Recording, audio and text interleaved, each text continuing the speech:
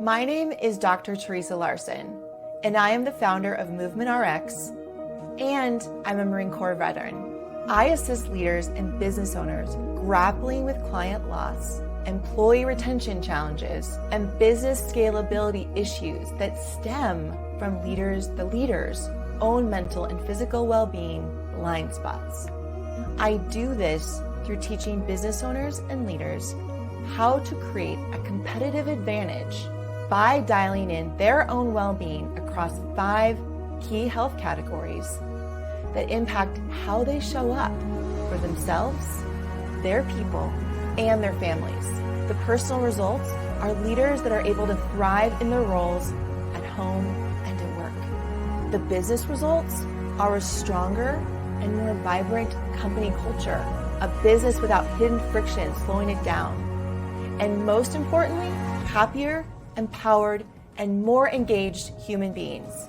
For the past 10 years, my team and I have worked with hundreds of business owners and leaders who in their first year of working with us have achieved breakthroughs like increasing revenue by 20% or solving the great resignation within their organization. However, most importantly, we have helped thousands of human beings, from leaders to their people, feel better and more empowered on a daily basis to handle all the challenges that come with growth and living a full life. Hey, I want to take a second to just give a massive shout out to Teresa Larson. I had the rare opportunity to actually spend some time with Teresa at one of her events that she was putting on.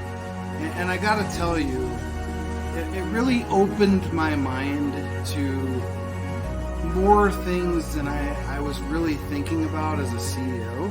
And we all need somebody like Teresa to just kind of kick us back on the tracks and really keep us going every single day. I am excited to connect with you about your event and would love to talk to you about how we can partner together to make your event a wow moment and experience for everyone who attends. If you are interested in learning more about our leader-focused competitive advantage trainings for your business, connect with me by signing up for your competitive advantage training call using the link provided.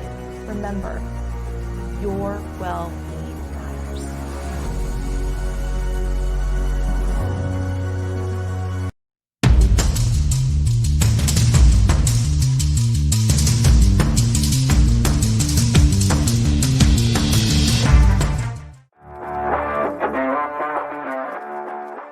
Welcome to HomeFront Sitrep. I hope you're in for a great show today, because I'm just a veteran talking about what's on my mind and maybe yours. You can find HomeFront Sitrep on Apple, Amazon, Spotify, or wherever you find your favorite podcasts. You can also check out HomeFront Sitrep's YouTube channel. Buckle up, the show is starting.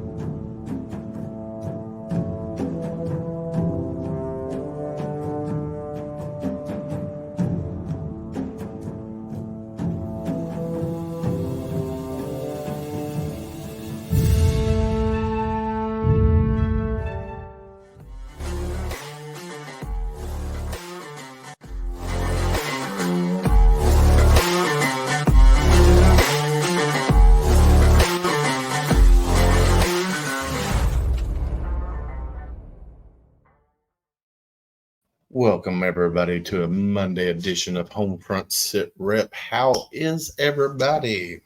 Candace, how was your weekend? And you've been on a little sabbatical. How was your little sabbatical? It was wonderful. Yeah, you had a great time up in Massachusetts. Massachusetts. I went to Massachusetts. I came back Patriots fan and a Marine girlfriend. Oh man, God help us, Lord, Lord help us. The Marine girlfriend. Okay, Patriots fan. You got to leave. No, it's just a hoodie. I'm not a fan. It's just a hoodie. No, I hear you, man. No, we're in for a great show today. I mean, my weekend was great. My wife got baptized on Sunday. As she got baptized as a child, she got sprinkled, back in the day. And then she made the choice to get baptized on Sunday as an adult. Our two daughters, Grace and Lo, they baptized her, which is amazing just to see their journey, progress as from where we started at 20 plus years ago to where we are now. It's special. It's definitely special. And then, this month, I got asked last year to do a lot of to incorporate more female veteran service organizations and show the female veterans a little bit more love, which me, and female veterans have always been near and dear to me because they've always been overlooked. And then when somebody said, well, you need to do more. Well, unfortunately, at the time, there was not a whole lot of organizations that were geared strictly to female veterans. But you're doing it now. But this month has been a lot of lady loves. We had She's the Veteran. Now we're going to have She Serves Sheroes. Hey, I did it. We had KDVA Women's Veterans Coordinator on last night. Then we got Lady Connect coming up, and we got some other female service organizations as well coming up. But with that being said, tonight, like I said, we have She Serves Sheroes. There's the website right there, and it is a private group on Facebook that you can join. They also have a podcast that you can go join. And bringing on to the stage right now is Miss Marquetta. She is the co-founder of She Serves Sheroes. How are you doing tonight? Well, hello. I am doing wonderful. So glad to be here. How are you guys doing? Man, we're doing great. I'm ready for an exciting show and finally figure out what you guys do. I've done my research on you guys, but I think our listeners and our watchers would like to know a lot about you and your organization. Yeah, absolutely. So we are focused primarily, even though we welcome everyone, we are focused primarily on women of color, veterans specifically, to amplify the journeys and stories of us specifically. Sometimes women veteran are not comfortable going into veteran service organizations that are, or even the VA healthcare system because of MST and different experiences. So we want to be a space that is welcoming to our specific demographic to help them get connected to the resources and other like-minded individuals. Yeah, we were talking with Dina Parat from KDVA last night, and she was saying, something similar to that, where female veterans, they don't feel comfortable going to the VA and basically being recognized, because a lot of times the VA was geared to male veterans, and nowadays I think it's slowly transitioning to where it's for both genders, which I don't think it's transitioning fast enough. Say that fast. But thanks to people like you bringing awareness. Thank you for showing the women veteran love and doing your work to bring more awareness. So it's definitely the other organizations that help as well. So we thank you so much. Well, you're very welcome. And it needs to be out there that the female veterans are not getting the love that they deserve. And, back when, old Corps, so people consider me new Marine Corps. So I joined in 97 and I got out in, got out in 01. And then got recalled back in, and I was in until 2004. The female veteran population, for me, I didn't see, because I was infantry. I didn't see females unless I was on base and went to dental or went to the hospital or something of that nature. So, but I was raised in a house full of women, and I live in a house full of women. So for me, the female veteran needed to be out in the forefront more than they were.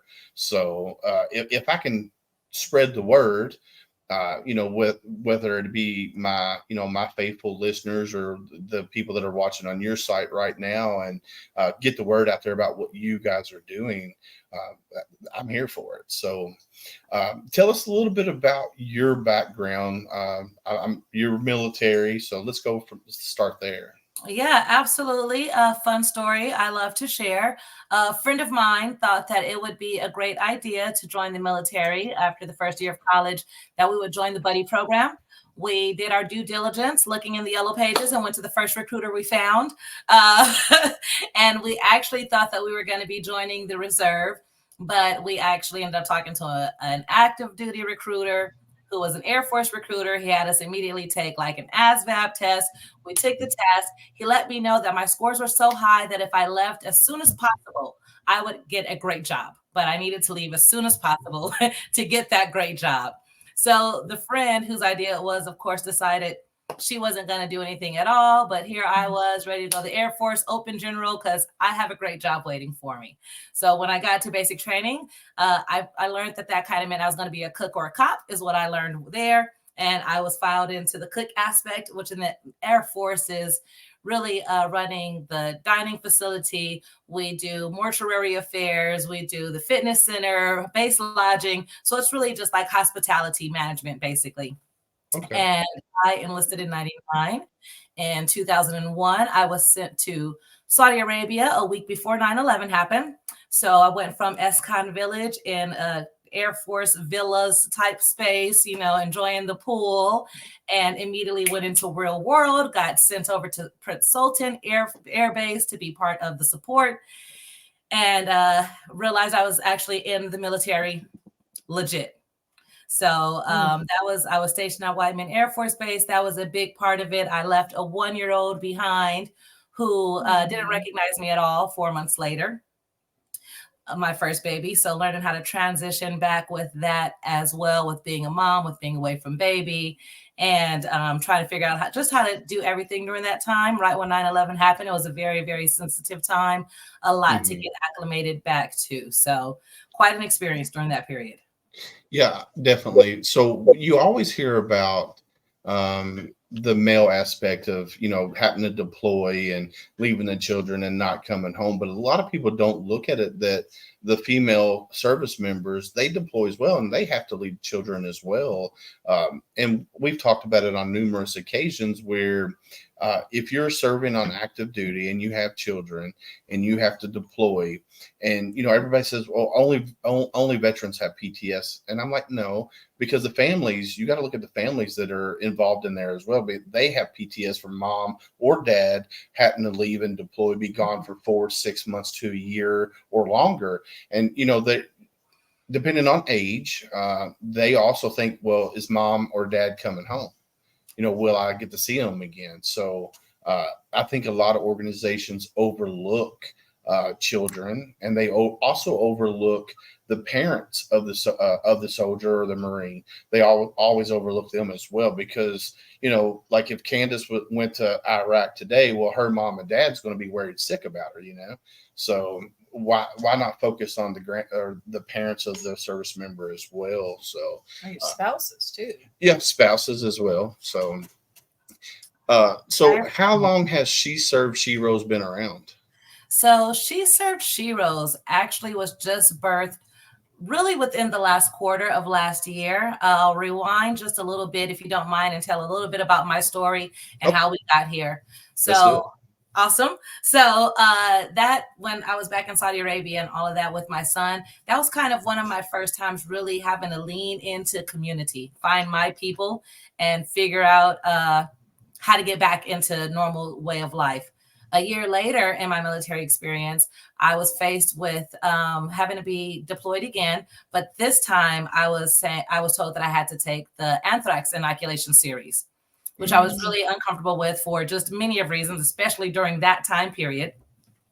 And so I tried to do everything I could to fight the inoculation series, but I ended up being the first person to disobey that lawful order at my base, and was more kind of made an example of, which led to my second time of really leaning into community. This time, my community back at home, finding people who knew just different people that were in politics and able to get some character letters to get me away from that misconduct discharge and the article that I was facing. Mm. So in that period of life was kind of when I really learned the value of leaning into community, which is kind of what I talk about and how She Serves Sheroes was born. When I got out, because I was discharged under a general discharge, even though I was not, didn't get that article or misconduct, I thought that was just the end of my service. I didn't realize at that point that I was even a veteran. I just knew that like for 4 years I served, almost 4 years shy of, and then I was kicked out and that was the end of that. So about 10 years after I got out of the military, I faced a really low point in life. When I got out of the military, I did further that hospitality management. I opened a lot of chain restaurants. I was a training manager, a manager that just traveled in different areas. And so, I appreciated my military service. It just wasn't something that I talked about or really dealt with at all. So 10 years later, I found myself facing a lot of deaths. My grandmother, who partially raised me, a close aunt, and then I tumbled into a really bad relationship, ended up having another child, found myself in just the lowest point and homeless from everything that had happened. Lost my job, just all of the things spiraling down, and just ran out of what I should be doing with life right now. And someone said, you're a veteran. You should look into seeing what kind of support and what kind of help you can get. Like, you've never asked anyone for anything. You can get help. And I was kind of like, I didn't retire. I didn't serve 20 years. I don't think that there's anything that anyone is going to do to help me.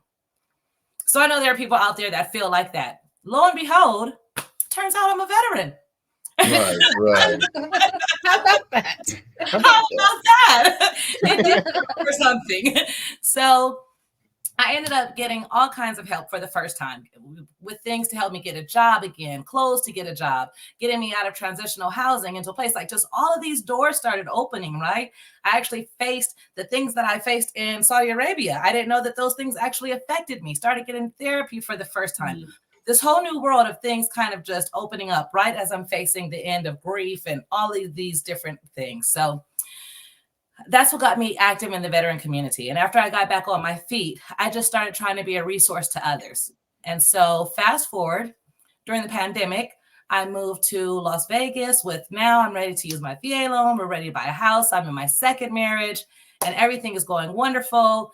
And I'm going to come to Las Vegas and really be helpful out here and just move forward with all the plans I have in life. 4 months after I got here to Las Vegas 2.5 years ago, I lost my husband to COVID. Sorry to hear that. No problem. I appreciate that. At that point, I'm a girl from LA, South Central. I've been in the military, all of these things. I've always heard the word resilient floating around me. You're badass, you're resilient. This was the moment that actually broke me, that I no longer wanted to be on this space, on this planet. I've overcome too many adversities, to finally have the love of my life and everything, and that be snatched away from me. It was just too much. I immediately knew that if I were going to continue to wake up, I had to get some serious help. I had just moved to Las Vegas, like I said, and the only thing I knew to do was to try to turn into the veteran community. I did. I received grief counseling. Once again, I wasn't working with my husband. We're working on making dreams come true. I'm enjoying the good life. Now I immediately have to find employment, have to find full-time employment. And I found all of these things, help getting my resume, all of these things within the veteran community immediately. The profession I ended up going into, I ended up becoming a veteran career coach. So my job was to help veterans get on their feet. Oh, nice. Right? And provide grant funding and opportunities for employment. And so during that time, over the past 1.5 years here in Las Vegas, I just have dug in feet first into the veteran community. That's awesome. Thank you. I ended up starting a for-profit business with a partner of mine, the other founder, who is an advocate, not a veteran, but my, sister friend. We started a business together because I've always done project work. And so I had contracts coming in, but because of still going through grief and taking on the full-time job, I just couldn't handle everything. But there was one client that I did want to come back to work for, but I said, I'm going to need a partner to come back. And she allowed my partner to come with me. We ended up filing our LLC. and business started to come to us. So we joined this program with Bunker Labs. I'm almost done. I know I can just talk. No, you're good. You're good. Okay. Like, keep coming. So we joined this program with Bunker Labs. Bunker Labs specifically works with the veteran and spouse population to help with their businesses. So with Bunker Lab, if you're looking to scale to the next level, they have 3 different kind of programs, cohorts that you can go through. So we did the first program, which was just 6 weeks.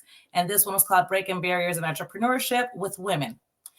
Then we got into the 6-month program, Veteran in Residence program, where they're kind of helping us with the business that we started. And we're getting all of our ducks in a line, but we're realizing that our customers basically are becoming female veterans. And we're hearing all these stories and different women veterans that have their own businesses. And we're like, we really want to give this a platform and give this life so that women can hear these other things along the way. Just right now, I talked about housing. I talked about just all of the things that I've used upon my life. And it's not looking for a handout, but when things arise, where do you go to even turn? Where do you even start? And we all know about different things, but it's through sharing that knowledge that we learn more. So as these veteran women are coming and we're telling them about Bunker Labs, and I'm telling them about my experience with the Wounded Warrior Project and all these different veteran organizations, we just start to build a community.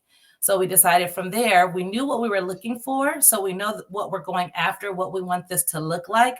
But we decided to start the community and launch it with a podcast and an online community of just resources and sharing stories. But our vision is to be a full standing veteran service organization. So are you eventually are you a 501c3 now, or? We have applied for our 501c3. Like I said, we literally just started inviting people to the community in September. We launched the podcast in November, and now we're on our 2nd season interviewing with the podcast now. And Nice. so we're waiting for our paperwork to come back from the state as a 501c3. It's such a fun wait, isn't it? Right. In the interim, we have partnered with a larger organization. So I hope you guys hear about this more, especially as you're bringing awareness to women veteran. Women Veteran Alliance is a larger women organization. And they have had for the past 3 years now a women conference that's being held virtually nationally. And it's just growing and growing. So we're all kind of online together. And then locally in your city, you kind of have your own breakout and what you're doing in person. So She Serves Sheroes has aligned with the Women Veteran Engage Conference, and we will be hosting in Las Vegas. And there will be like 13 other cities across the nation so far that have signed on board to present this conference on April 27th called Women Veteran Engage. Well, that's awesome. So I have a private group for HomeFront Sitrep as well, which is veterans that watch the show and just veterans that I meet randomly. We'll bring them into the fold and they can see what we're doing. And so if you want to join that later and share some of the things that you got going on for female veterans, I would greatly appreciate that, because you have a little bit of bigger hand on the pulse of it than I do, even though that I trying to bring the love for the female veterans out there. And when we get off of here tonight, I'm going to send you Brooke Jackson Kahn. She's the veteran down in South Carolina. That's her organization, and I think you two linked together could make some wonderful things happen, because she's very passionate about what she's doing down in South Carolina, and it seems like what you're doing up there in Las Vegas, you're very passionate about it. So, and what about Dr. Larson? Yeah. So Dr. Larson is a Marine Corps veteran. The first commercial that you saw at the beginning, that's Dr. Teresa Larson. She's a Marine Corps veteran, and she's an all-around badass. I can send you her information as well.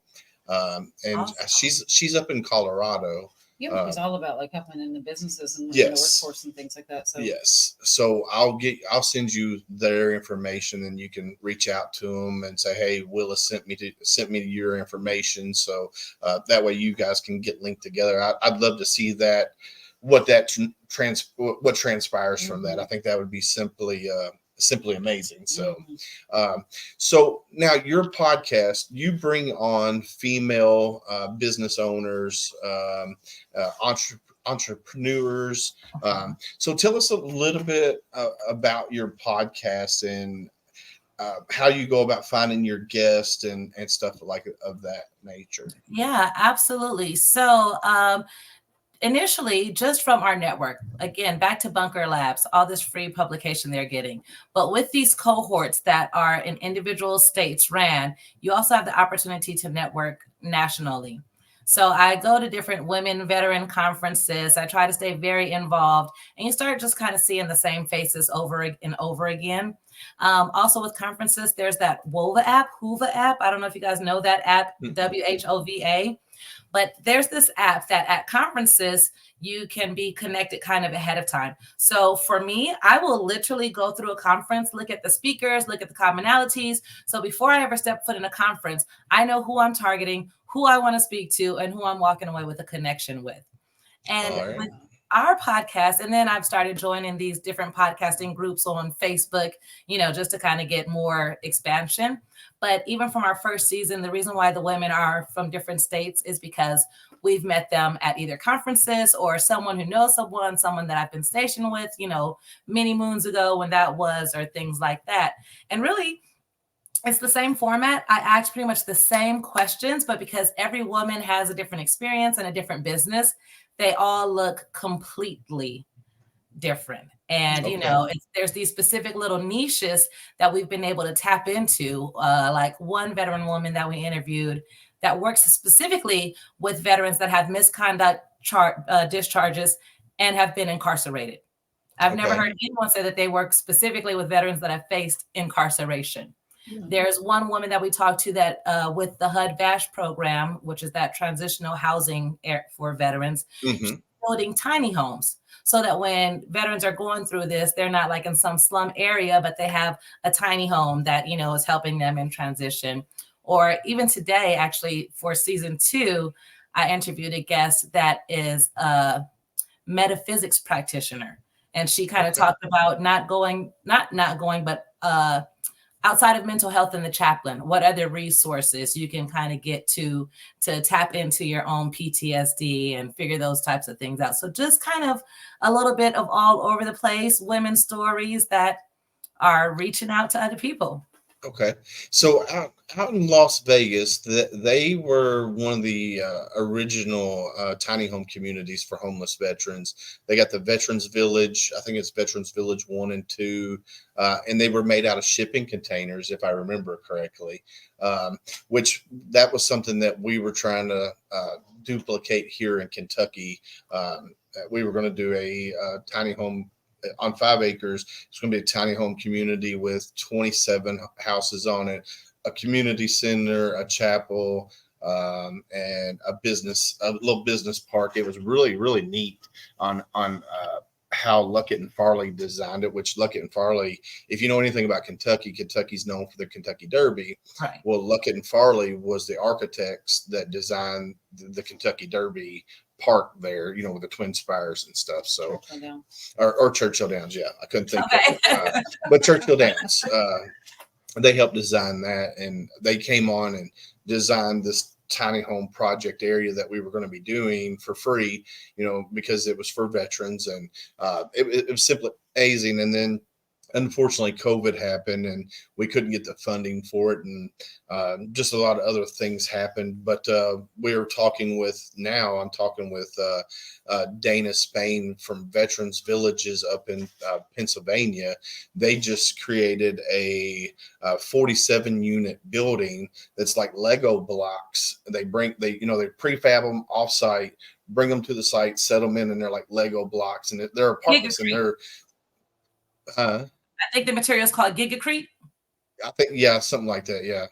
So it's pretty neat how they do it, and it's top of the line. Like the mayor and stuff said, well, I would live in this apartment. So, but yeah, I'd like to get you connected with, like I said, with Brooke down in South Carolina, Dr. Larson.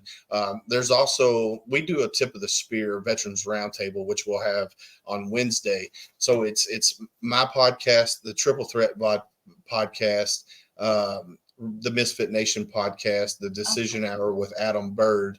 And what we do is we bring special guests on from around the country, and we just basically talk about what's going on in the world today. And it could be any topic. It's not just veteran related, but anything.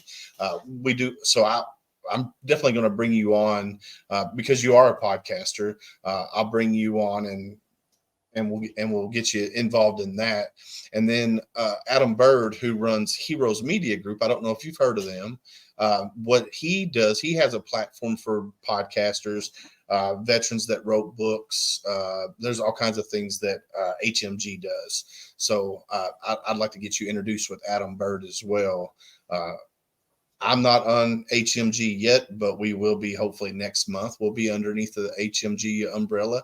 So I would like to get you introduced with him because that'll help you reach more for the female veteran side of things. So to help Absolutely. you get your word out. So thank you. And congratulations to you as well.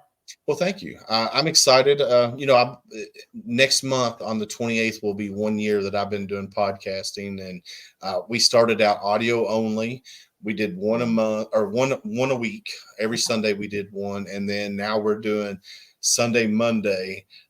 So we're doing 2, 4, 6, 8 a month right now, and sometimes more. And sometimes more, yeah. And then when we throw in the tip of the spear, that's an extra one, and so, yeah, I'm excited about what you guys are doing, and I want to help you any way that I can. If somebody wanted to get in touch with you, how would somebody get in touch with you? I would say right now, She Served Sheroes, and that is going to be on LinkedIn, Facebook, YouTube, TikTok, and our website, sheservedsheroes.org, Linktree being She Served Sheroes as well.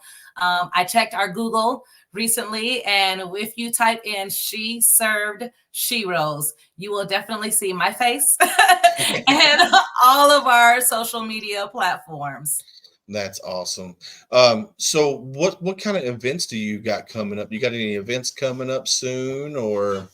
Yeah, so actually, we are planning our first, I told you the national event is Women Veteran Engage, and that's going to be on April 27th, 2024. That's something that can be joined nationally or locally. We're still TBD on our building, but we will be hosting here in Las Vegas. And then on February 4th, so like I mentioned, we just started our for-profit business a year ago. She Served Sheroes within the final quarter last year. So we are actually going to have an online celebration for our 1-year anniversary of business and for the first season of She Served Sheroes. Talking to our community, we kind of put a poll out there on what resource we can help our community with right now. And from what we got back, it looks like other people are interested in digital marketing as well. So we're all about documenting everything that we do as we do it anyways. So we've created an ebook for our community on how to start their community and what they can do. So we're looking forward to giving that free resource out to everyone that comes to celebrate with us that is interested. And we're looking forward to more in-person events throughout the year as well. But for now, it's our first online event, February 4th. And then the national event we're partnering with on April 27th. And then we'll be releasing our season 2 of She Served Sheroes podcast in February 12th will be when we come back out. Now, what's the frequency of your podcast? Do you do one a week? You doing multiple per week? What's the frequency? Ironically, we do Sundays once a week. We started with on Sundays as well. So we'll be continuing to fill that space on Sunday with season 2 as well. And now I'm just trying to get comfortable with getting out there and kind of sharing my story. Again, when we started this, it was what we wanted to do for the community. And then we decided to use myself as the avatar. So I'm just trying to really sit in and get comfortable with being the face versus I'm used to supporting and contract work and taking care of people from behind. So just trying to get out there so that I'm comfortable with doing this. Right. Now, I will tell you your story. Draws people in. Like when you were telling us your story, me and Candace were just glued to the screen here.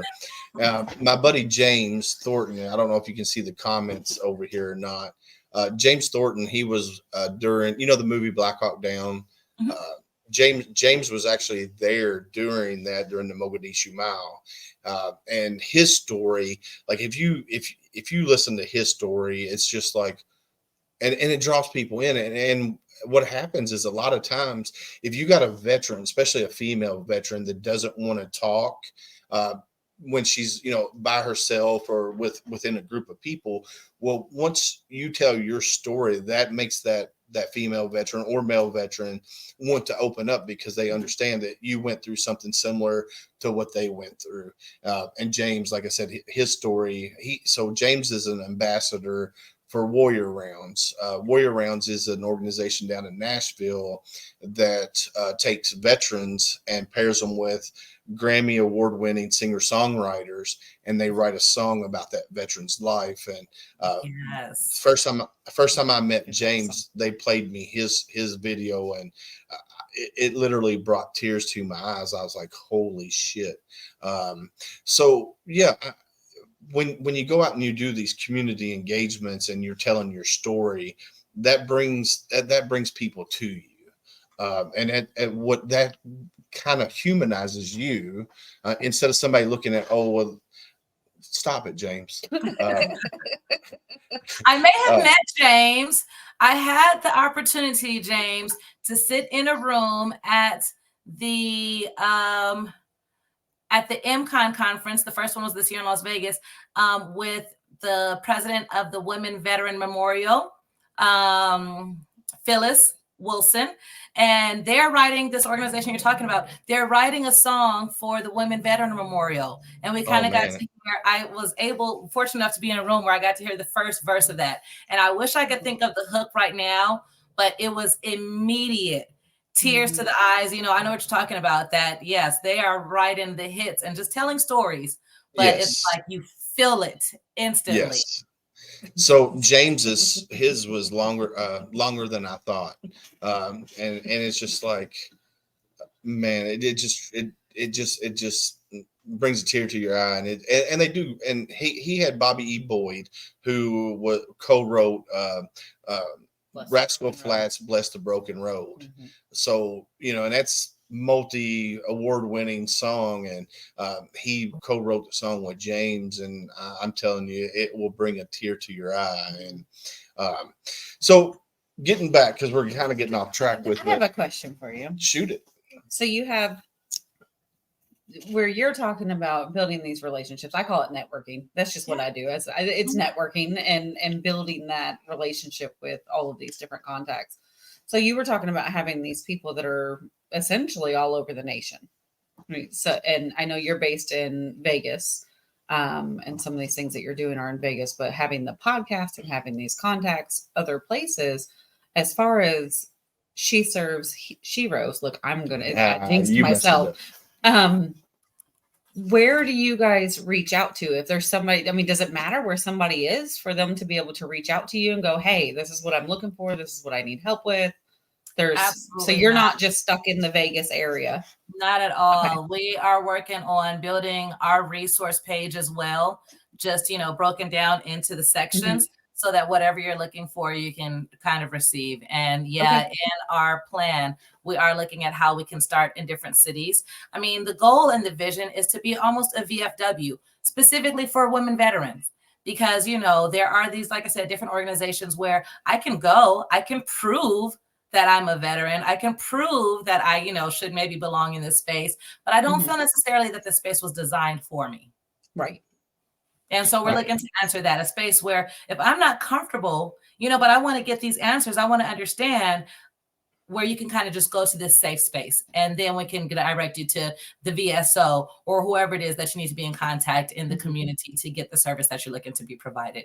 That's awesome. See, I like that, because you hit it kind of right on the head, that a lot of female veterans, don't feel comfortable in VFWs or American Legions and stuff, that's geared to more male oriented or male driven areas. Well, there's no focused on a bar. Yeah, definitely. It's And I'm not talking bad about any service organizations, really more so on a space that you feel like, okay, this space was for me, right? We're all part of this bigger umbrella, right. But this aspect, this one was designed with me in mind. Right. Yeah. And that should be, that should be more prevalent than it is now. And I think it's slowly getting to that point where there are more safe spaces for female veterans. And I think it needs to be out there, really, honestly. So, man, yeah. So time has flown by. So I'm gonna open it up to our audience that is watching right now. I feel like we started late. Well, we did a little bit, but if you're out there and you're watching, do you guys have any questions for our lovely guest? Let's see if anybody. I'm about to put the Jeopardy clock up there. I know it. Yeah.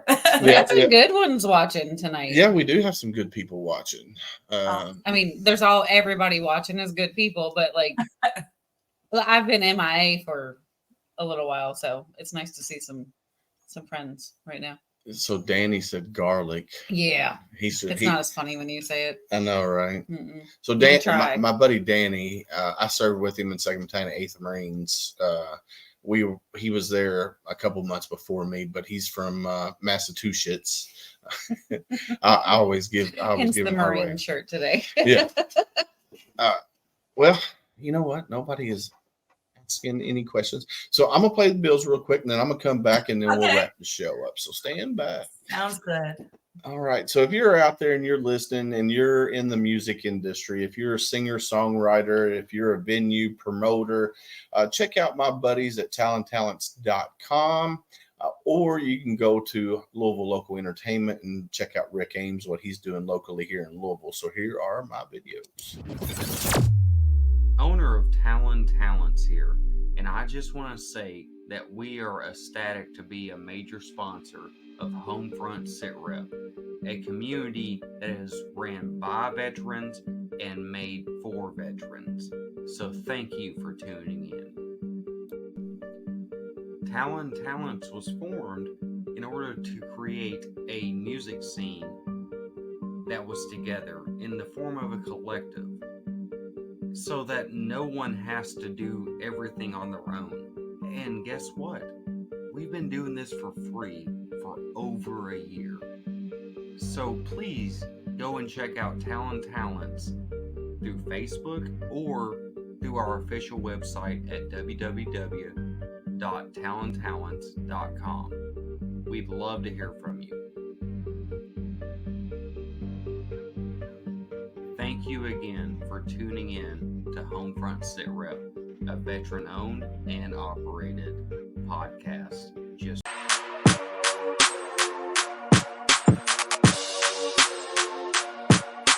My name's Rick Ames.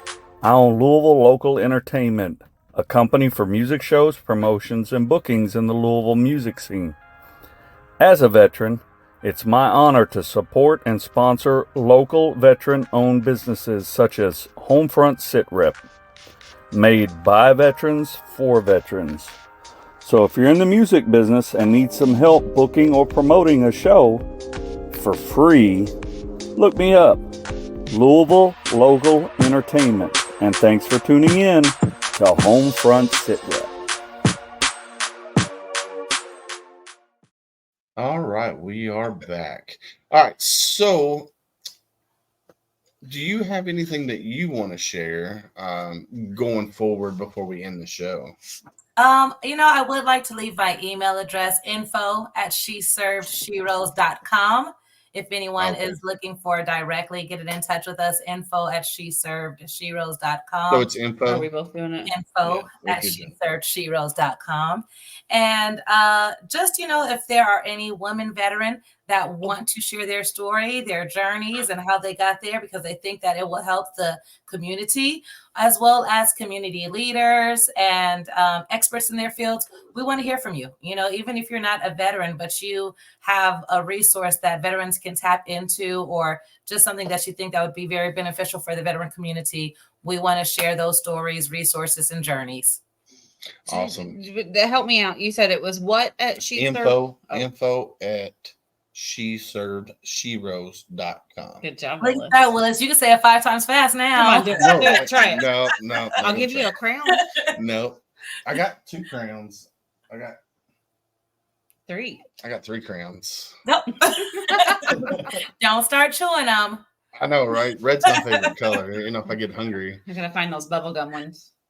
Well, they have a Crayola drink now, like it's an alcoholic beverage, and I'm like, I don't drink anymore, so I'll just find you the bubblegum crowns. oh, okay. You chew on them on the podcast. Well, I will tell you, tonight's been awesome having you come on here and sharing your story, and then your journey into what you're doing, and how big your servant heart is, because a lot of people don't realize that veterans, when we sign on that dotted line, it's not because we were forced to do it, it's because we wanted to do it.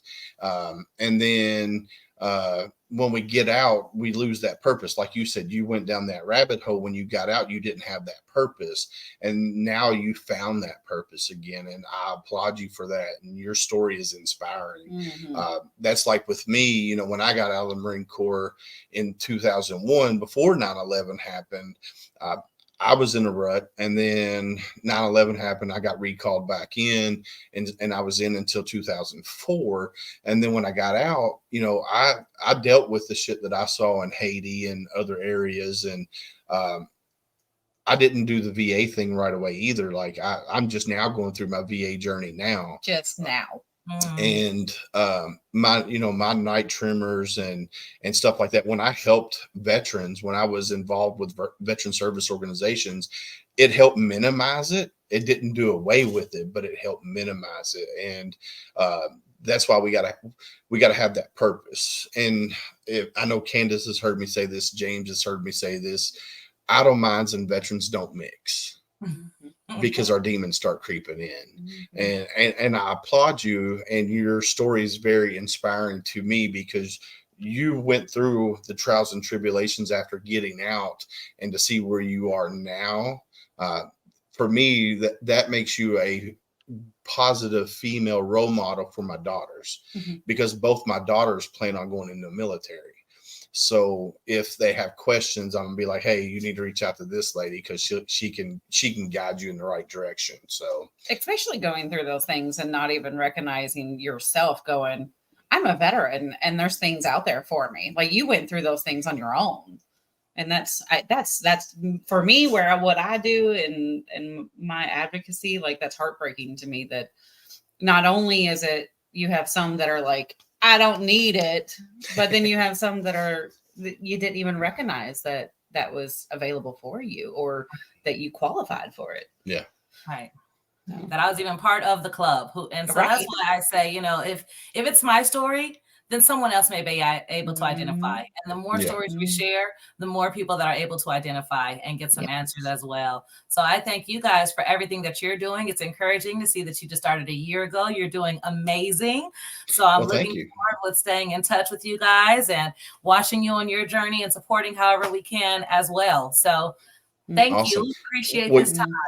You're very welcome. I will send you an email with Brooks' information, Dr. Larson's information, Adam's information, and then we'll definitely get you on to one of the tip of the spears and get you introduced to the guys there, the group there, and see if we can bring your podcast to the forefront as well. And we'll help you any way we can, because that's what we're all about. It's a collaboration, but amongst different podcasters that are veterans. So if you need anything, feel free to reach out to me at any time, and I will help you as much as I can. Awesome. Thank you, Willis. Thank you, Candace. It's been a wonderful spending this time with you guys this evening. Thank you, Marquetta. Have a good night. You have a great night. You too. All right, bye-bye. How cool was that?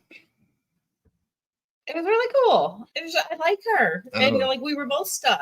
I know, like when she was I'm telling, distracted by the comments tonight, and then well, especially this last one because we are Yeah. talking about like having a recognition of the things that are out there for you guys, Right. and even knowing, hey, I can get help, or Yeah. that there's this help, and then when you open up that can and realizing how much there is, Yeah. which is hard for you guys because some of you guys, your ego is so stupid big. It is. You're right. I would And agree. especially you damn Marines and your grunt shit. And you know what? I'm gonna throw James in there too. Like he's not a Marine, but I'm a man, and I don't. It's weak. Well- Your thing is you guys have this in your mind where it's weak to Well, have emotions or to be You have or to to need think, help. though. You have to think though. When we're in the military, when we are Jeez. trained, Yeah, you James. when we're trained, that's instilled into us as we're being trained. You know, in the Marine Corps, they break you down and rebuild you into the Marine Corps image. Everybody says, "Oh, it's brainwashing and stuff of that nature." No, it's not. It's not brainwashing. They break you down and then they rebuild you, and you know they're like, Technically, like the description of that is Eh, brainwashing. yeah, Okay, so well, like I said, so Danny right here said he had to go to rock bottom before he knew about the VA. Yeah. Why? So then we had this conversation a week ago when I was on here about why are they not going back even years going, hey, this person served. Why are they not in the VA system? Like obviously they were in some shit. Why are they not in the VA system? I don't understand that. because the VA doesn't care. And you know, like we talked on that episode, veterans now when they get out of the military, they're pretty much streamlined right into the VA because the VA finally, or the government, whoever, finally realized, hey, these guys need to go into the VA and start getting everything set up right from the get-go. So they don't think that's retro. They don't think that goes back. Well, that's where they put it on us to do it. And well, that's like, shitty. You guys are already going through enough stuff. So here, throw more on you.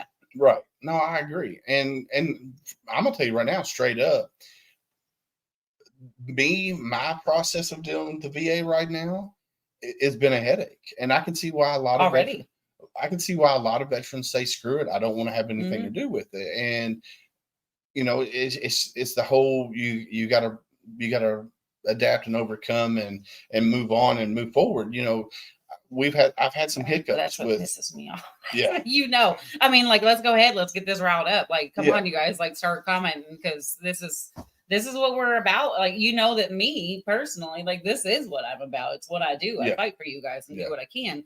And then you are sitting here finally experiencing just the tip of the iceberg getting into the VA. And then James, come on, throw some stuff in here. And Danny, you too. Like, so I know James, I know his story, and you know, he fought an uphill battle for a couple years now, and I think he's finally getting to the place where he's doing what needs to be done, and he's getting what he deserves.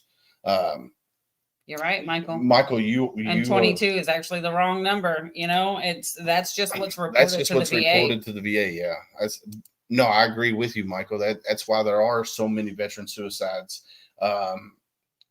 in the country, and a lot of them are not reported. And James, I agree. It's a daily battle with the VA. And you know, I got a buddy, Sam Deeds. He was on the podcast. He got blew up by IEDs in country, and they're saying that his injuries are not service related. Me too, Michael. You know, and it's just like, holy cow! You know, here he is. He got blew up for his country. Yeah, well, that was the other thing that pissed me off. I don't care if it's service related or not. Like, you're a veteran, you sign that check. It doesn't matter if it's service related. Your medical should be taken care of no matter what it is. Like James went through it. I mean, you had cancer twice. Yeah, twice, and had to fight that. It's sad. And unfortunately, it's a daily battle, like James says. It's a daily battle. And it took me, I'm going to use James' analogy here, 20 plus years to pull my head out of my ass to go to the VA. You know, but you're still struggling, like trying to even get that accomplished or get an appointment that works with your schedule because you're still working. Like you still have a full-time job. So I do have my first therapy appointment scheduled. Finally, I did find one that would work with my work schedule. Is it within the VA or is it community? Community consult. So when I started this process, they're like, well, we can send you here. And I'm like, look, this is what I need.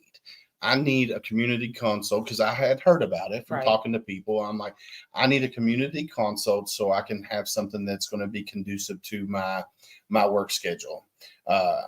And they're like, all right, well, let's go through the process. And, they had to write it up and get it, approved to be community.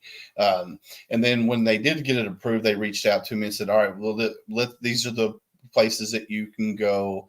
They sent me one and said that they're open up until like 6:00 in the evening. I was like, awesome. That'll work good. So I started calling them, trying to get an appointment scheduled. Well, they close at 4:00. I'm like, well, that doesn't help me when I get off of work at 3 or 3:30 to get from Louisville to Shepherdsville to go to the appointment. So what happened to 6:00? I don't know. I guess after COVID, they never changed their hours back or whatever. I don't know. So, I called community consult back, told him what was going on. He's like, well, I'll get back to you 5-6 days later. He finally called me back. Hey, did you ever hear about anything? I was like, no, you never called me back.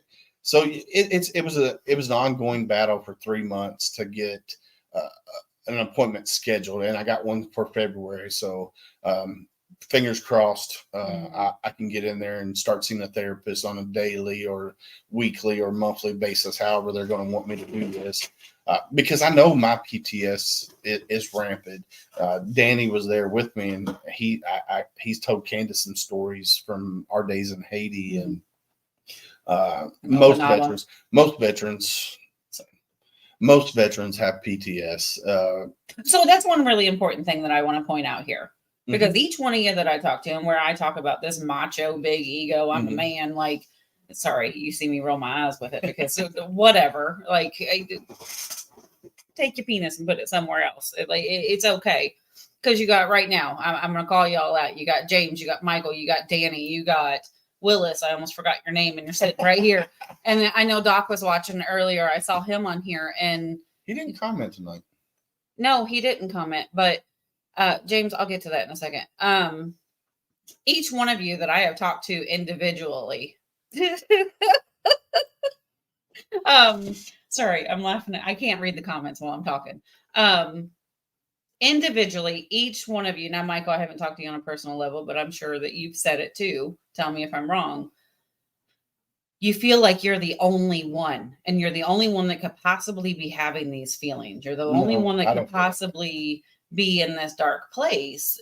Well, I know that at some point that thoughts went through your head of, are you the only one that's dealing with this in this way? Are you the only one that's this disturbed by it? Because why would you? Or even fight yourself with it? Like, no, I'm supposed to be this manly man. I'm a Marine, or I'm Army infantry, and I did the Mogadishu Mile. Like, you have these thoughts of, I shouldn't feel this way, but you guys are so wrong. And this is where I want to call you all out and go, look at the comments right now. Yeah. You're not alone.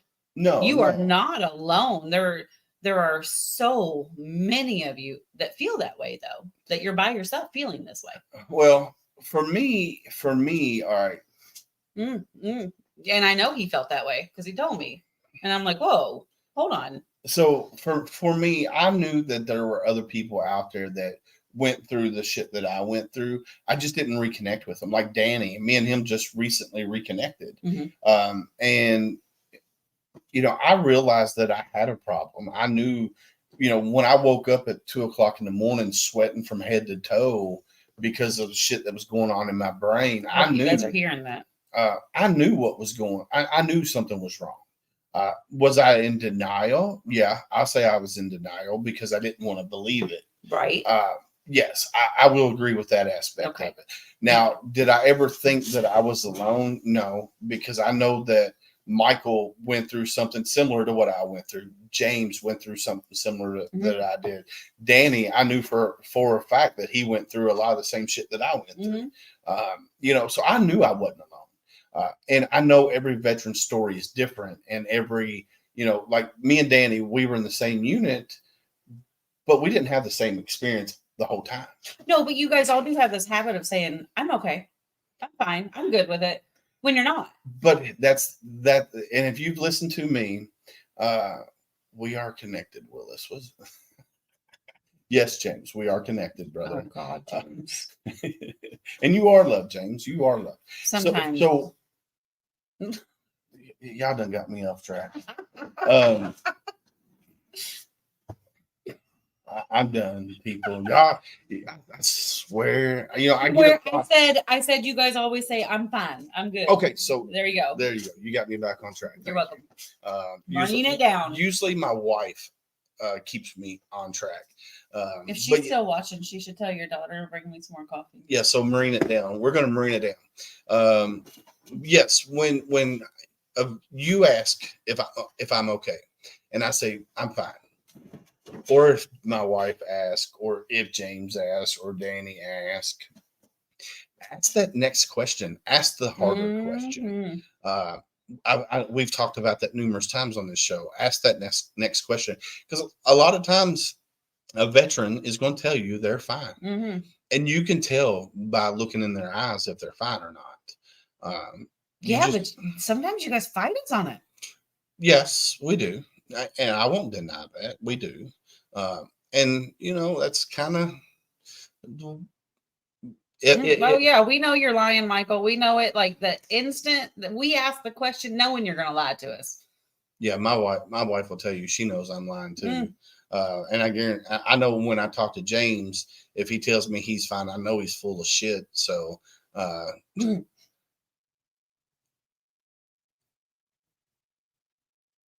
see, but we do know you walk through hell. We just don't know the hell you walk through. We could never understand what you went through, but you don't have to do it alone. Present this, I'm fine, and you're not always fine.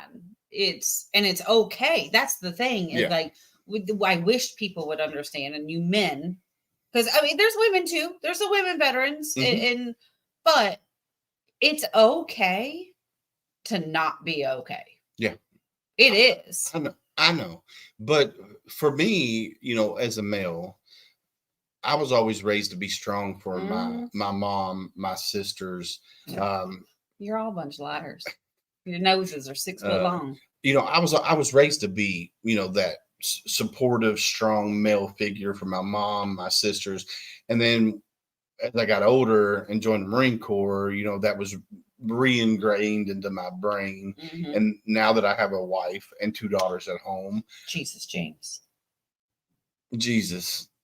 I have to be strong for them, even though I know I don't have to, because my wife, she's a very strong, independent woman herself. And I've got a 17-year-old and a 15-year-old. Well, she's 16, 17. She'll be 17 in Went low earlier. Didn't even know how old she was. Yeah. So I'm raising them to be strong, independent females.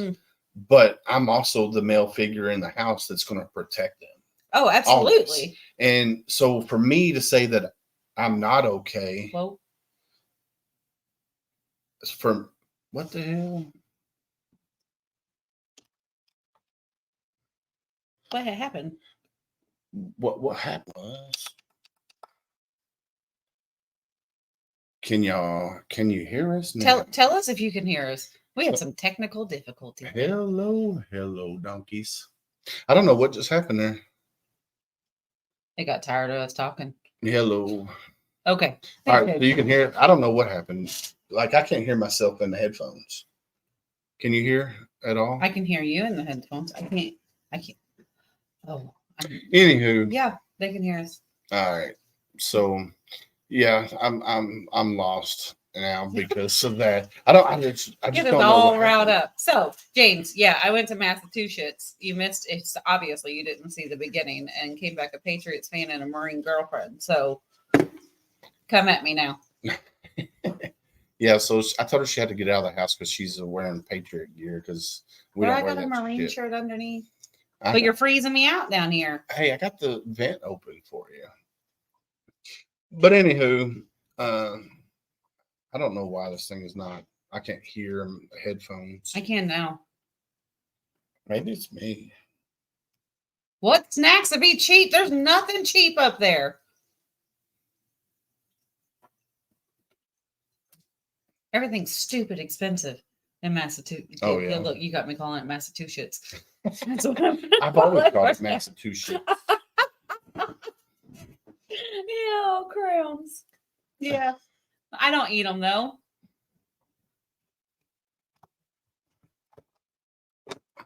I don't know if my headphones just went out or what.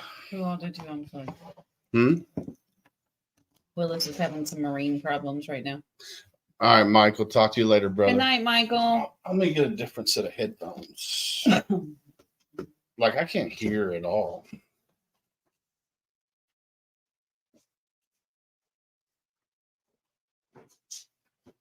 I don't know if You know what I love watching sometimes? I know you can't hear. Well, you can hear me right here. When you start seeing certain people come together. Love you too, Michael, brother. You know, love you, Michael. See, now I can hear. Hope you and Susan are great. But how people are connected. What is wrong? Why is James? What? Did you show your butt crack? No, I didn't show my butt crack. This idiots. This idiot. I know. Garlic. I need some garlic. Oh gosh, you should hear his mom say it. It's so much worse. Oh man. Oh man. No. Anywho, guys. Oh man, now I can like super freaking hear. It's stupid. What is up with James tonight? He is on a roll. He's having fun. He is having fun. 'Cause You should have just brought him in. Well, so Come on, James, you want to come on? So he's feeling better because when he went down to sick. when he went to Georgia for hog hunting, he came back sick. He came back early. So Don't let me tell your new girlfriend. So he's actually probably feeling better now. And so yeah, no, I'm super excited about the guest that we had tonight. Yeah. Back on track. Yeah, a little bit back on track. Yeah, I got to get us back on track.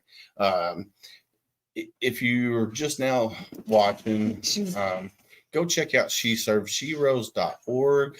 It's a podcast. There's also an online group on Facebook that you can join for female veterans. What they're doing up there is simply awesome, and her story is awesome as well. So check them out.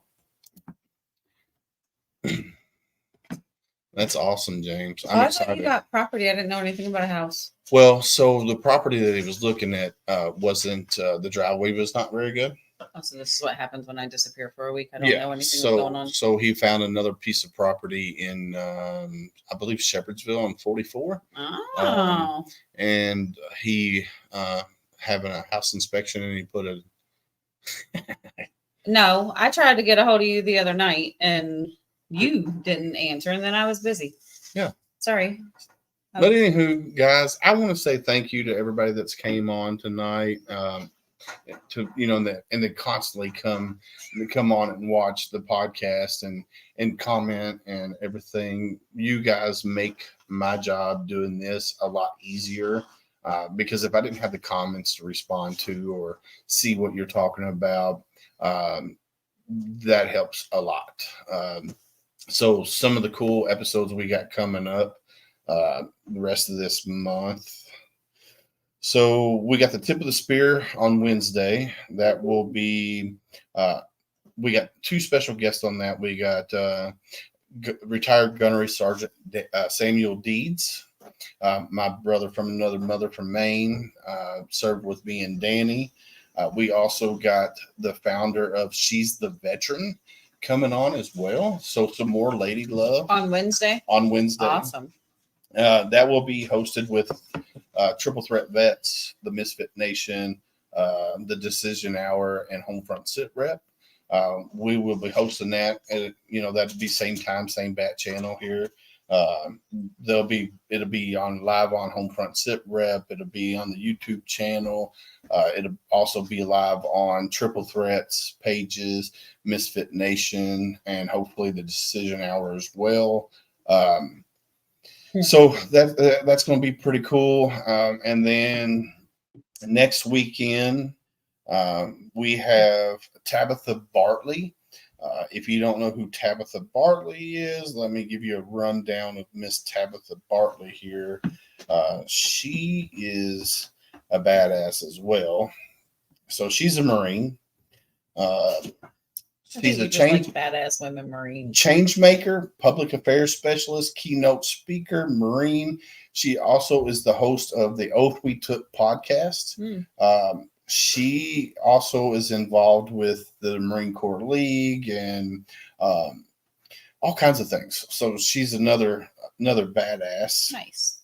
And then following that up, coming on Monday the 29th, we have Miss Phyllis Abbott from Lady Veterans Connect here in Frankfort, Kentucky up there. We're going to have Miss Phyllis and a couple of her teammates on the show as well. And then we get into February. We got some cool ones coming up. We got a Marine that created a spice company. So like, your spices for your meats when your briskets and stuff like that. It's called Core Spice. I think I remember hearing about that. He's coming on. Then we got Team Rubicon. So I've been reaching out to Team Rubicon for, oh God, I don't know how long, quite some time. But I don't want to bed. I would love to be on your show, but I don't want to what? Beg. No? I asked if you wanted to come on. You didn't answer. Yeah. But anyway, we got Core Spice, Anyway. Team Rubicon. Then we have what else I got coming up? On the 18th, I got author Terry Brown coming on. The 19th, we got Go for Broke, which I'm super excited about. Go for Broke because they're out of Los Angeles. His hair's all messy. Put a hat on. They're going to talk about the Japanese American soldiers during World War II and the history behind that. We're going to talk about the internment camps that the Japanese American soldiers had to endure and their families had to endure. So Mitch is the president who was also a professor for like 30 years. He was a professor for 30 years, and now he's the president for Go for Broke.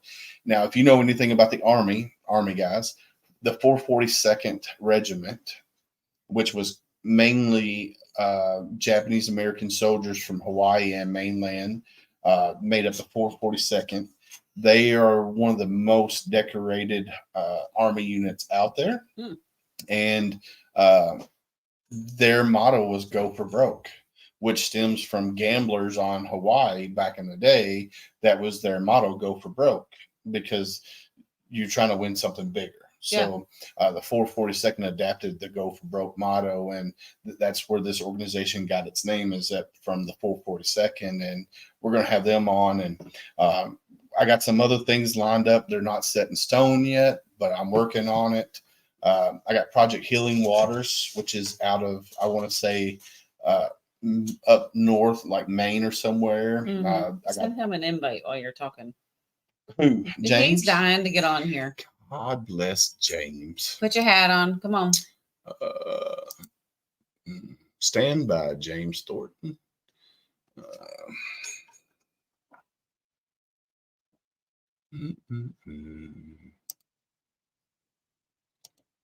Yeah, I was sharing warrior rounds with Danny when I was up there and showed him James's all right, James. Video. The invite should be coming your ways, my friend. Go get it and come on. It should be coming so your you way. can pester both of us. But yeah, I got some other ones coming up as well. You got a great lineup coming up. Why does it say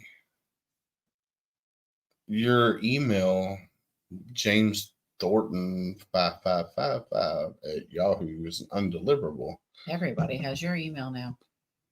It's all right. It's on his business card. That's true. It's true. It is on his business card. Everybody to email James tonight. For some reason, James, it kicked back and said your address not found. I did spell it right. No, I didn't. He Why did old school spelling of Thornton. No, I didn't. I just collected what was there. All right, hold on one sec, James. I don't know why it didn't come up right. Invite. I might have to spell it out this time.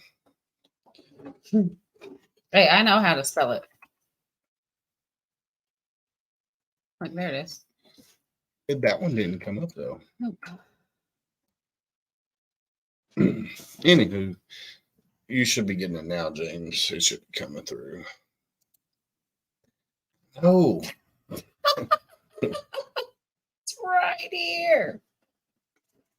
no, I'm excited to see my buddy Deeds That's what again. Danny was saying. We can't wait to see him. So where was he with you guys? Deeds was with us in 2nd Battalion 8th Marines Golf Company. He is a golf gunfighter. Hoorah. So where all were you guys together as that? So obviously Haiti, Okinawa. Bridgeport, Okinawa. Okinawa. Uh-oh.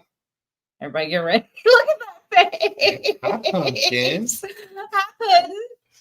Hi, I puddings. So- Hang on, so- I got to fix my hair. all right, fix your hair. Oh God. No, Deeds went with us all over, all the way up until I like it. I'm a grumpy old veteran. I like it. It's so true. I like it a lot. But no, yeah, Deeds was with us a little bit everywhere. When I left 2A to go to 1st Battalion 8th Marines, Deeds and Robinson. Danny was still together. I think Deeds wound up leaving to go to recruiting duty or something of that nature. So we were together for a really long time. James, are you feeling better, my brother? He looks like it. You look like it. You look like you're wired. You look like you're wired up on some crack cocaine. Something. Anywho, No, I don't do no damn crack. I know you don't. I'm I know still you fat. don't. There's no way I do crack. I'm still fat. So what do you think about the female veteran that we had on tonight with She Serves Sheroes? I thought pretty awesome sauce. Yeah, she was. I mean, her story is kind of like yours, and it just drags you in, man. It sucks you. It looks like a big old cigar. Catch his face on fire. Yeah. Her story just So you don't have no hair. sucked you in, and it was pretty cool. I thought. Yeah. Yeah, I thought it was crazy that she went over to Saudi, like, what'd she say, a week or two before 9/11? Yeah. Welcome to the military. Yeah. I mean, she was already in the military, but she went over there for deployment, and then 9/11 happened. That's crazy. Yeah. So yeah. Well, my Charlie dog's gone. Why? I got rid of him. No, you didn't. You didn't get rid of Charlie. For 3 weeks, I did. Oh, for training. Yeah. He's in Where is school. he going? Double H Canine. Now Double that's H. double H K9 training. Yeah, ain't that who? Is that through Cassie? Yeah, everybody uses them. Yeah, Cassie couldn't help me out, so I had to pay. Wah, Well, wah. that sucks. That hurt. Yeah, I bet it did because they're not cheap to train there. So 3 weeks, huh? So are you just doing like regular obedience training? What is wrong with you? That's what it cost. 3 bills or $3,000? 3 stacks. Ouch. Mm. That's what's wrong with you. Yeah, oof. Mm. But they're Okay, really yeah. they're really good though. They are really good. Double H is really good. Little what I hear. little on the expensive side, but they are, from what I hear. No veteran discount? Yeah. Oh. Yeah. Oh, okay. Never mind. What is it without it? I didn't want to ask. Okay. Well, if I remember correctly, I want to say it's like $5,000 to $6,000. But are they doing basic training or like service training? They're training? doing intensified behavioral commands with basic commands. Like he's going to learn like I screwed up because I call his cage bed. When I tell him to go to bed, he goes in the cage. Okay. So his bed that's in the floor over here. We're going to call it place. And when I tell him place, he goes, gets on his bed over there, and he doesn't get up until I tell him to. Right. They're going to do thresholds. He won't go through a threshold of a door unless I tell him to. He's going to learn to, like the guy said today, I'm not going to walk the dog, and the dog's not going to walk me. He's going to learn to walk right beside me at all times. Right. So it's a whole bunch of stuff, but the main thing is if the dog gets into a stressful situation, he's going to look at me.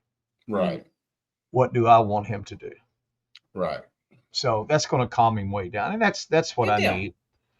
You know, I can't have the grandbabies coming over and stuff and him jumping up on them. He's not going to try to hurt them, but he will because of his size. Right. It's hard to have a girlfriend over too.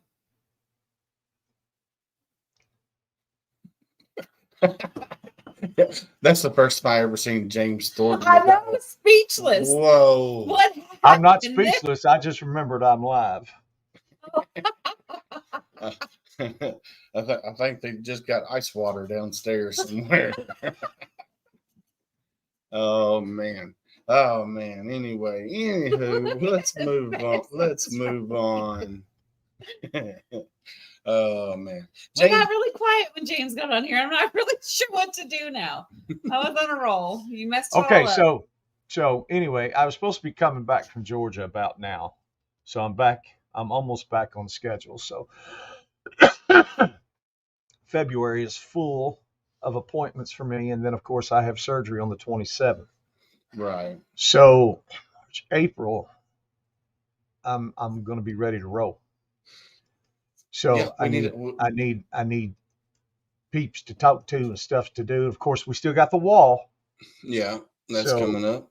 And then I talked with Mayor Owen the other day. He was supposed to get back with me about the amphitheater out here in Mount Washington for the Veterans Day concert, which we're actually going to do it on the 9th and not the 11th because the 9th is a Saturday. And I've been talking with Rick. I think he was on here a little bit ago. I think we do have confirmation that our headliner will be Dark Side of the Moon, which is Nice. a Pink Floyd tribute band. There's two big Pink Floyd tribute bands. One is the British Floyd, which they're from Great Britain, and then you got the Dark Side of the Wall or Dark Side of the Moon. I forget their exact name. And you're talking about the veteran concert. Yes, the veteran Okay. concert on November the 9th. It'll be the Veteran Suicide Prevention Awareness Fundraiser. Okay. So this is going to be Rick's 2024. Yes. Gotcha. It's Gotcha. going to be out here in Mount Washington. Awesome. I can't believe. I'm really upset, Willis. Yeah, Wow. James is getting ready to be really, really upset when he's talking to me about getting rolling in April. You didn't invite me to headline. Oh no. Sing. I want to hear you Sing. sing. Come on. I don't sing. He's going to start singing, "All my exes live in Texas." No, All my Georgia. exes live in the South. They're in Georgia. Well, you live in the South, just not the dirty South. Oh, I've lived in the dirty South. I've got it. Let's see, Kentucky, Indiana. I got Tennessee, Georgia, How many in Georgia? New York. How many in Georgia? Oh, Too many. 3 or 4. 300 or 400. Anywho. I used to be good looking in my younger days. That's what y'all say. I You know, used to from be the back of your head, it doesn't matter. You just caught me off guard. I was like, well, wait, what? $20 is $20, right, James? $20, $20 bucks, boy. My goodness. Oh, hell far. How thought many you two listeners would you get got along on that right now? well. How many Do what, listeners you James? got on? How many listeners you got on right now? Just 2 right now. I'm assuming. Who are they? I don't know. I don't. Well, There's 3. 3 now. Oh shit! I was going to tell a joke. Well, one's probably Danny. I don't know. Danny, are you still on? We got one from She Serves Sheroes still on, and then 2 from the public page at HomeFront Sitrep. So All right, I won't tell my joke. yeah, Yes, let's keep it I do PC. have another one though. It's kind of clean, kind of funny. Oh, yeah. Is it? Yeah, you cannot fart in an Apple store. No, I did not know that. Yeah, they Wow. don't have any windows. I get it. Do you get it? Oh, I get it. I No, was just she thinking doesn't. about some of the No, jokes she that I doesn't. learned She this has week, and I no can't idea tell what any of that. them. She has no idea what that meant. I absolutely do. What is it? That there's no windows Yeah, in an Apple store? yeah. At first, you don't want to shit yourself in a place that has no windows, but Apple doesn't have windows I already on their said that. PCs. Right. It's a Microsoft product. Why did we bring him on? I don't know. Because y'all Because freaking he's funny. Is he? Because we missed him. So, Mr. James Thornton, yeah. I'm going to have to do some of my work for you from afar. Well, as long as you do it. Well, And I would say stage one is learning how to answer that damn telephone. It hasn't rang. I think you got the wrong number. New phone, who dis? Just like Willis had the wrong email. What? No. You calling the wrong Candace. It must have been one of your exes. Hi. I know, that's confusing. Dick. Hey, you got the right number. Anywho, guys, Look, now Willis is done with us. No, I do have to get off here because I got to go eat dinner. I cooked dinner right before the podcast, and I can be there. I ate some of your steak tips. So I cooked beef tips and brown gravy, egg noodles, green beans and carrots, and baked potatoes. I have ramen. You should have came over. No, his hair is messy. I know his hair is messy. It's been cold. I haven't been able to go out and do nothing. I know, right? I get sick. Oh boy. Oh man. Anywho, like I said, we have a whole plethora of great guests lined up coming up this month and next month, and they got some things in the works. And I still want to do the military child episode, and I'm looking for listeners out there that have children that either while you were in had children, and they dealt with the same kind of deployments and stuff that you went through. Also, I'm looking for children of veterans. Like my two daughters will be on the show with me. They're going to talk about some of their experiences living with a veteran as a dad. So if you're a female out there and you're listening, and if you had children, I'm going to be putting together a military child episode. I'm a veteran child. Thank you very much. I'm assuming I don't know where that came from. But yes, thank you very much. You know who you should reach out to for that? Who? That guy that wrote that book. Which book? Matthias. Yeah. That would be an interesting little blurb. Yeah. That's a good little book. I'm going to actually have him back on for too long. And don't forget, I need a little help with that veteran family that the house burned down the other day. Yes. Yeah, so what happened? He's 76. She is 75. They've lived in that same house over 50 years, and it's gone. It's gone. Yeah, burned. So do they have arrangements for somewhere that they're putting them yet? Well, they're staying with one of their daughters. So food is taken care of. Shelter is taken care of. And they do have some clothes. The Red Cross and other people stepped in right before we did. So they do have clothes. So they're okay for the time being. I got them a storage unit today, a 10 by 10 that they're not going to charge them for a couple months. Michael's back. Because I've got people wanting to donate furniture and so forth. Roll call, Don, they're involved. Yeah. We're going to put some furniture in that. What's up, brother? We're going to put some furniture in there for them. But the main thing right now, and again, I know it sucks, but everybody hates those GoFundMe things. But they're 76 and 75. They can't run down to somewhere and get another job. Right. Right. So, You know what I'm saying? And they're probably living on a A fixed very income. limited. Yep, Yeah. absolutely, so absolutely. the living with the daughter is not going to be a permanent thing. So I mean, what's in the works as far as you Well, got a we have to. storage unit? It's going to be collecting furniture Yeah. until what? Well, what we're hoping is that we can get somebody to help donate some time to go in there and bulldoze and clean Mm, up the area. They only have a half acre, and of course, it's inside the city limits.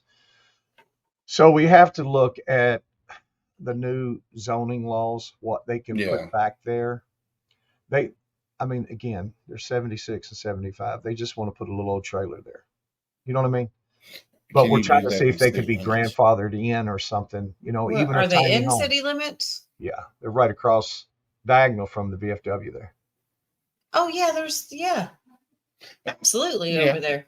Yeah. I mean, there's trailers up and down Yeah. 44 there. So Yeah, but some of them been there a long time. That's what I'm saying. Right. We got to see if we can get them grandfathered Yeah, in. but you got the parks over there too. Yeah, but you have to have so many acres in Yeah. order for the mobile home on. And that's a business. They're not a business. Yeah. Like trailer park can get away with doing it on a A massive 4x4. scale. Yeah. Well, I'm Yeah. almost wondering. Whoa! What did you talk to Don about? Some furniture. Okay, And you need to talk to Don because he has super crazy power connections with Habitat for Humanity.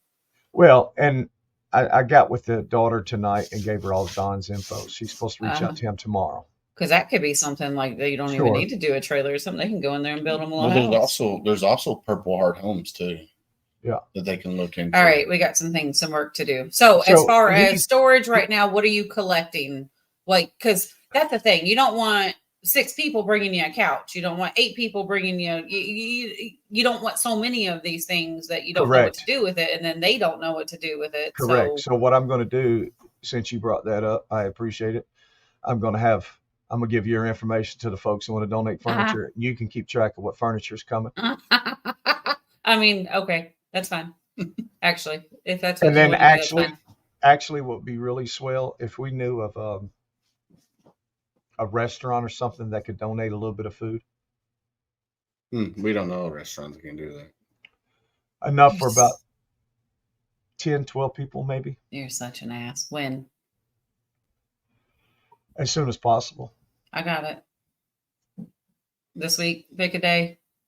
It I don't have doesn't matter. anything Whatever fixed. works best for you. I can meet you somewhere and pick it up and take it to them, or we can go together and take it to them, whatever you Okay. want to do. Dave, you can come. So where are they at? If I'm not mistaken, they're out somewhere close to Pioneer Village, Hillview area with the daughter. Okay. So I'm gonna say not tomorrow. Wednesday or Thursday was better for you. You got any appointments?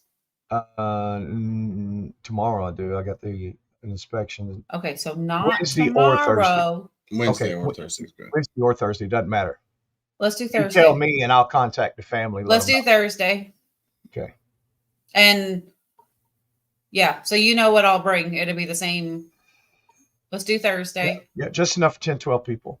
Uh-huh. That way we can give them a little bit of a, because although she doesn't mind taking care of her parents, especially in a situation like this, we all know the stress and the strain that it would put on a family by adding more mouths to feed. So if we could just take them one meal and there's enough to last, maybe they can have lunch. Well, next you know day how or- much I bring. So even if we need to stop somewhere and buy like some Tupperware or something and take that way it can be packed up and because you can freeze some of that stuff. Absolutely. All right. Yeah. Let's do it Thursday. Okay. So how about that? There's a solution. And If on you want to my give my page- contact, give my contact. That's fine. Okay. And on my page is all the GoFundMe information and so forth. Yeah. But you need to keep like a list of Donations and stuff. what it is that we're looking for. Like, do you have sizes and all that kind of stuff? Yeah. Yeah. Well, we're supposed to be getting all that. This is still fairly new. It just happened the other night. So Yeah. Because I'm getting ready to empty a bunch of stuff out of my storage as well because I need to wholly condense. It really isn't bad though. Like there wasn't. No. I left a whole lot of stuff and then. Well, if I get this house, I got to get a sectional, and I've been pricing sectionals, and I'm not real happy with that. Yeah. Well. I don't know I got I don't know who's got a couch huge and a sectional in the basement down here that's not really being utilized. yeah. There's a sectional here. There's a couch and an oversized chair in my I mean, it's storage. not Like the there's a top of the dining room line or anything, table. but Like, it could be a good, temporary. I don't know anybody that would have something like that, No, I mean, or who we would contact. I'm just And staring at. I would need a table and chairs, kitchen table and chairs. Got it. I don't have And that. I have to find a way to display 160 bourbon bottles in that Yeah. apron. Well, good luck. You better be building some shelves. Yeah, yeah. Well, see, if you go to the backside, there's a small staircase up, and there's like half a loft up there all by itself. Just a So my only situation with that is that one, the stairs up and down. If I was to go up there and maybe partake in a drink or 50, I might have a hard time coming down those little small Maybe stairs. you should just go up, grab a bottle, and come back down. No, Yeah. I'm thinking about putting a Batman pole down the middle, fireman pole. Fireman's pole. Yeah. Yep. Yeah.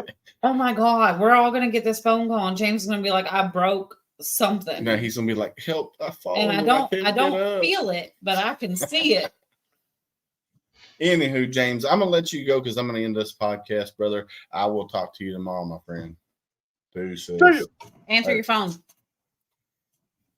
So yeah, like I said earlier today, we had the co-founder from She Serves Sheroes on Marquetta. She was simply amazing, and what they're doing for female veterans, I mean, that was simply amazing as well. So, peace out, Mike. Thanks for jumping back on, brother. So that was really weird there for a second. Mm-hmm. So yeah, guys, go check out sheservesheroes.org, or you can go to their Facebook page and check them out. There's a private group there on Facebook.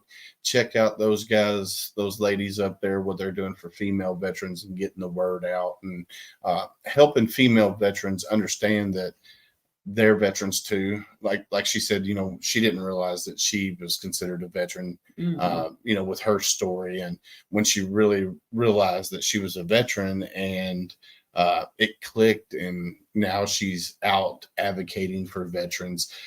I mean, that's just her story from where she went, where she was homeless. Mm-hmm. She got back on her feet and she was doing really good things, and she met the love of her life, and then lost him right during COVID. And, and she persevered through that. She overcame the trials and tribulations. That's simply amazing. I mean, it's just an inspiring story.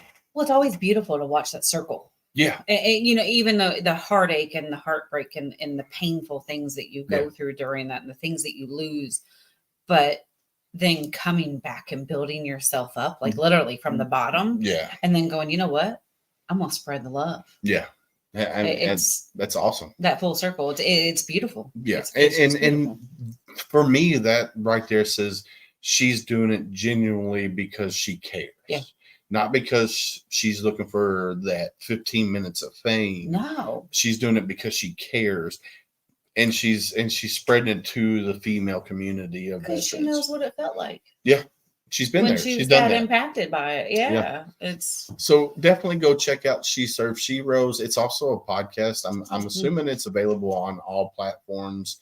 I'm not really for sure. I know you can find them on YouTube because they stream live. Definitely go check out She Serves Sheroes. Go to Google, type in She Serves Sheroes, and see what platforms they're on. Check them out. Like and subscribe. Also, while you're doing that, make sure you go to HomeFront Sitrep podcast on Facebook. It's a public page. Like, follow, share. Also, go to our YouTube channel at HomeFront Sitrep. Like, subscribe, share. The more you do that, the more that I can get the word out about these amazing organizations that are coming on and sharing their story, what they're doing for veterans in our great country. We all took an oath to defend that flag right there. So ask that next hard question. You go up to a veteran, if you're talking to them, ask them how they're doing. They say, "Oh, I'm okay," or "I'm fine." Ask that next hard question. Ask them how they're really doing. Because a lot of veterans will not tell you that, we'll say we're fine, Stubborn. but we're stubborn and we're not really giving you the full rundown. Mm-hmm. So definitely ask that next hard question. If my phone rings 2:00 in the morning, I'm going to answer it. I've done it numerous times, and I will continue to do that. My number's out there. If you need to reach me, reach me. I'm just inspired by all the female veterans out there that are coming out and sharing their stories and stuff. It's just, it's amazing. And I love it. And for me, I don't think a female veteran should be hidden. They should be highlighted because their story in the military is a lot worse than mine. Some of the stuff that Some, not all. Yeah, not all, but females in the military have it harder than males do because it's always been the good old boys network, and a lot of times stuff gets swept underneath the rug because the good old boys just sweep it underneath the rug. I can say that now because I'm not in the military. Right. And luckily for me, when I was in the military, I didn't see that because I didn't have females in the infantry unit with me. So pick up your female veterans. If you see a veteran in a car, license plate says veteran on it, male or female in the car, don't automatically assume that the male's the veteran. Because the female's a veteran, could be a veteran as well. So what I like to do, if I go to a house for my job and I see a veteran license plate and I knock on the door, if it's a Marine, I say, my first question is, who's the Marine?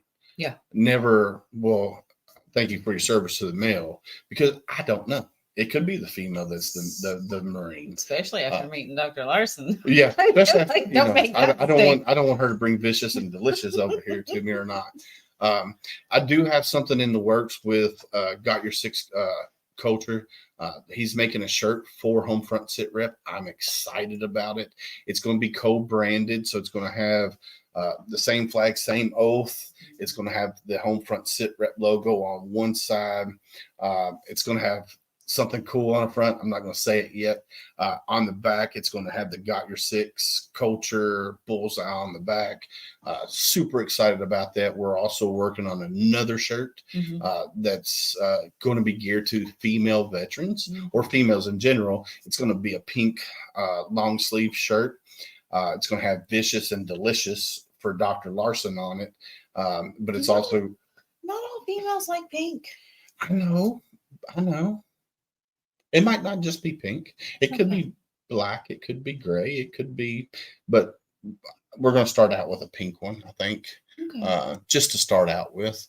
Hi, Jennifer. You're late. We're getting ready to close out. She's probably still working. Knowing Jennifer, she's probably still working. I don't know. She probably just woke up from a nap. Maybe, because she's stupid busy. Me either. All right. I'll talk to him. But yeah, so it's going to have vicious and delicious. And we ain't really worked out with the wording on the front. I think it's going to say, have you met my friends? Or I brought my friends with me. Something of that nature. And it's going to have like thumbs pointing to your biceps with vicious and delicious on it. And then, of course, it'll have the same flag, same oath. It'll have the Homefront Sitrep logo on the other side. So it'll be another co-branded shirt. I'm stupid excited about that. And I will be eventually here, I'm hoping sometime this year, a brand ambassador for Got Your Six Culture shirts. So I'm stupid excited about that because what Matt and Becky are doing out there with their little shirt company is simply amazing. And the organizations that they help, with the... Where are they out of? They're in Houston, Texas, but they will ship across the country. So check out sameflagsameoath.com and you can go see the shirts that they have on there.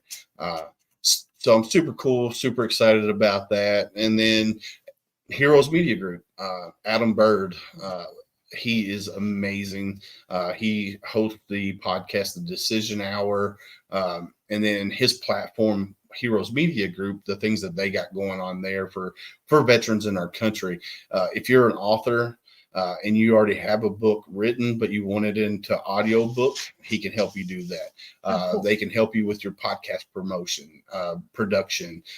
They help you get sponsors. They do all kinds of things, help you reach a broader audience too as well. So go check out Heroes Media Group. You can follow them on Facebook, or you can go to their website, check them guys out. Check us out on Tuesday. We got the Tip of the Spear Veterans Roundtable coming up. I'm also Tuesday or Wednesday. Yeah, Wednesday. I'm also in the works talking with Don Bramer. If you don't know who Don Bramer is, he's the founder of the Bramer Group in DC. He's one of the co-founders of the American Freedom Fund. They got a new, up at AFF, they have a new director. She's going to be coming on. So not really geared to veterans, female veterans, but she is a female, and she is now leading one of the biggest veteran service organizations in DC with the American Freedom Fund. So we're working on maybe a new award from AFF, which, if you know anything about AFF, every year they have the M3 event where they bring veteran service organizations from around the country that get nominated for the Patriot Award. You got Veteran Small Business. You got Veteran Representative of the Year. They have several different awards that they hand out every year at their gala up in DC in December. It's called M3. So you go to joinm3.com, check that out, and you can buy a ticket, go to the event, or you can buy a table. And it's one of their biggest fundraisers that they do yearly is the M3 event. And it's a black tie affair, and you never know who you might meet there. So that it was pretty neat when we went in 2019. And I believe we might be going this year. I think.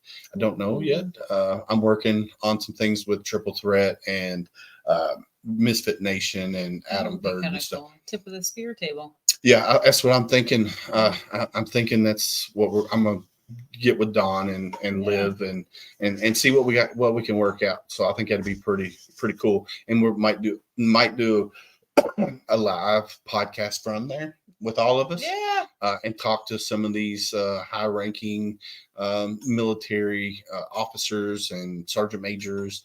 So I'm super excited about that, and I think really cool. it'll be pretty neat. Well, look at you doing all the shout outs. So yeah, but other than that, like I say, always stay safe out there, and I got your 6.